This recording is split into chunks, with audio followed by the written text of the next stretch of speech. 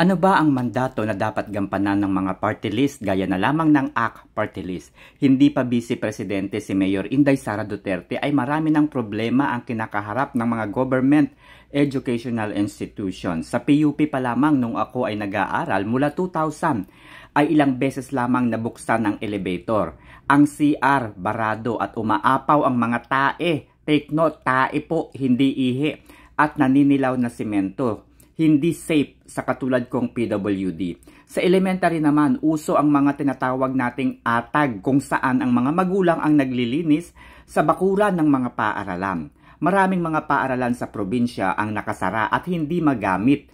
Take note, nakatayo na ang paaralan, aayusin na lamang at papagandahin na kung saan ay mga alumni naman ang hinihingan ng tulong ng mga paaralang ito para mabuksan at magamit. Si Mayor Inday, in 8 months, nabuksan ang ilang saradong paaralan para mapaghandaan ang face-to-face classes. Tapos kayo, matagal na sa posisyon, matagal na sa gobyerno.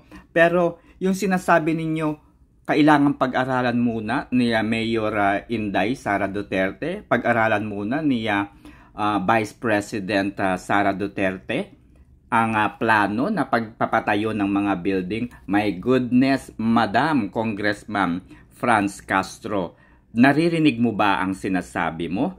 'Di ba? Kaya ka nga nasa Kongreso eh. Kaya ka nga isang party list. Dapat yung mandato mo, inaalam mo kung paano mapapabilis, kung ano yung dapat na gawin. No, hindi yung mahusay lamang kayong sumagot kapag kayo ay nababatikos na.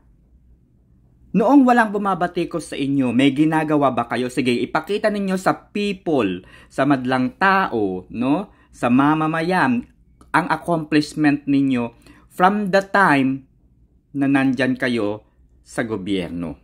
Ipakita ninyo ito, even the projection and achievements.